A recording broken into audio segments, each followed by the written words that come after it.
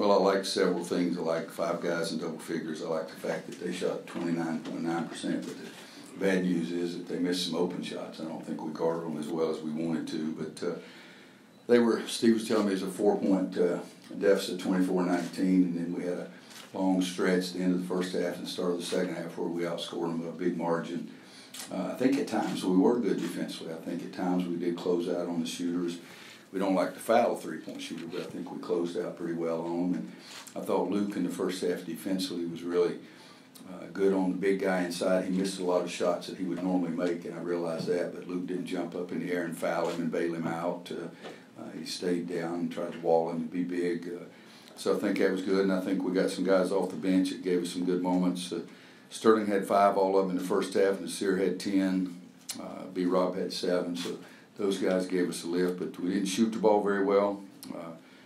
I really do. You know, we've only shot it really well one game all year, so maybe we're saving them up for the stretch run or something. But it's a good team. I feel badly for Bob. He's one of the great guys in our coaching profession, and have your best player hurt is a load on those other guys trying to pick up for him. But to get him back, they are a good team. But if they get him back, that would really help them a great deal. Kobe said last week after the game that one of the issues defensively has been guys rotating and helping out. Did you see some improvement in that area today?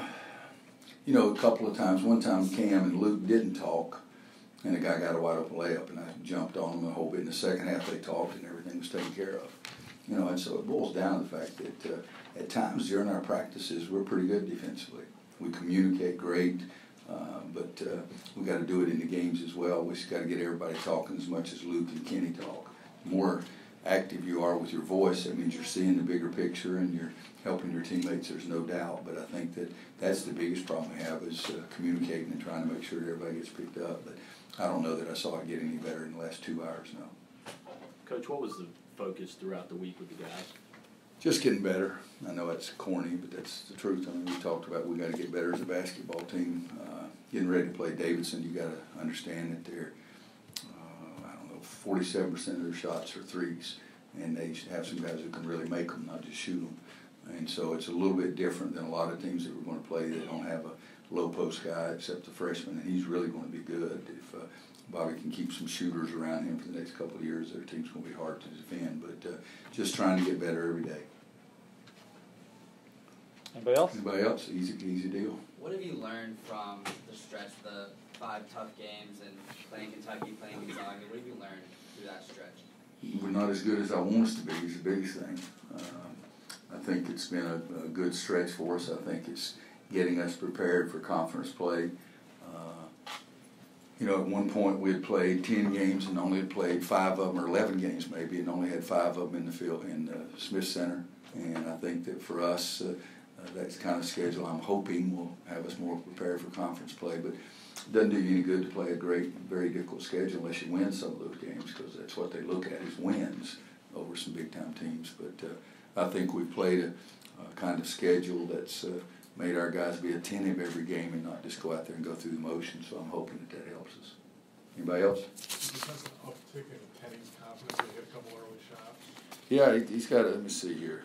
He had 3 turnovers in the first half and ended with 3. He's been great at passing the ball, but what was it, 2 for 8? I don't know if 2 for 8 is going to make him any more confident. Well, he hit a couple. Yeah, early. But the thing about it is, if you hit them early and you keep shooting them and start missing them, I don't want you to shoot the daggone thing. It's Kenny and Cam and Luke are really all 3 really good shooters, and they just haven't made the kind of percentage in the games yet that I think they're going to shoot by the end of the year. So that's probably the most encouraging thing to me about our team is that we haven't shot the ball really well. And then some of our turnovers are sort of silly, but only had 5 in the second half. I can live with some turnovers because we play at such a fast pace. I mean, we should have more assists than anybody in our league, and we do normally.